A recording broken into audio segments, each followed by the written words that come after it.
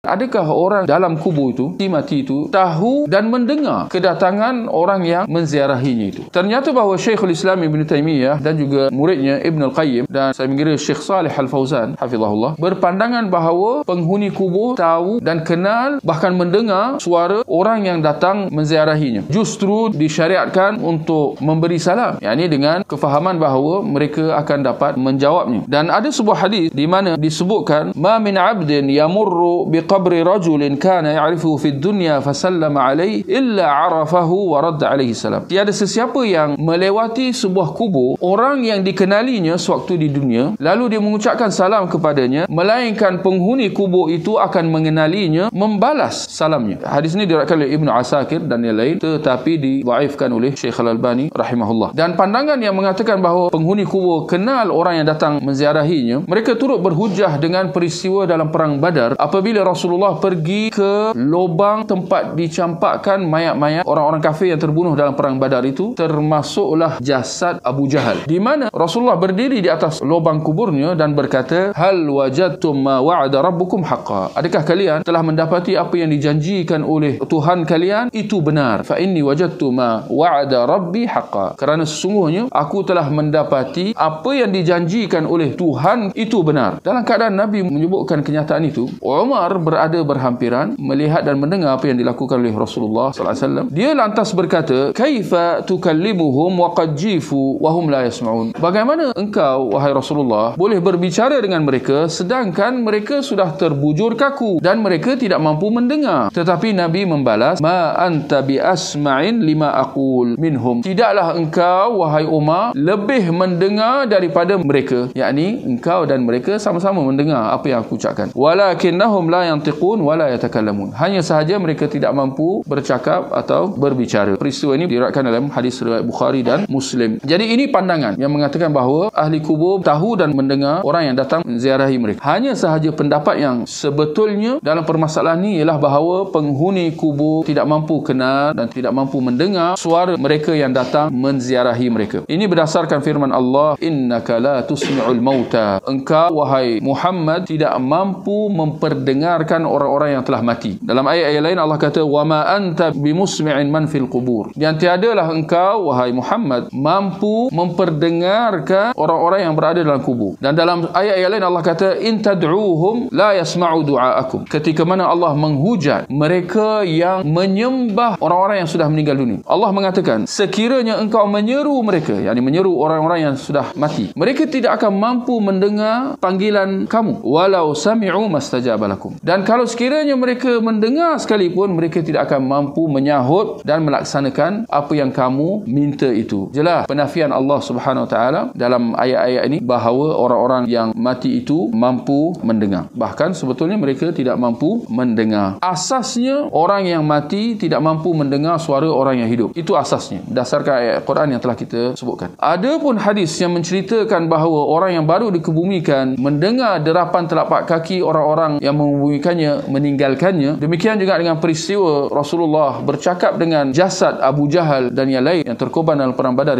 itu merupakan pengecualian. Yang pengecualian dalam keadaan itu sahaja mereka mendengarnya. Mereka mendengar derapan langkah orang-orang meninggalkannya. Itu yang mereka dengar. Demikian juga Abu Jahal dan yang lain, mereka mendengar Rasulullah sallallahu alaihi wasallam berbicara dengan mereka ketika itu. Dan ini berdasarkan apabila Rasulullah bercakap di hadapan lubang kubur orang musyrikin yang terkorban dalam perang Badar, Umar mempersoalkan, betul? Apa kata Umar? Bagaimana boleh engkau bercakap dengan mereka sedangkan mereka sudah terbujur kaku dan mereka tidak mendengar? Di sebalik kenyataan Umar itu ada isyarat bahawa itulah yang difahami oleh Umar dan para sahabat yang lain, bahawa orang-orang yang sudah mati mereka tidak mampu mendengar. Hanya sahaja Nabi menjelaskan bahawa dalam keadaan ketika itu ada pengecualian. Nabi kata, tiadalah engkau lebih mendengar daripada mereka, yakni ketika itu.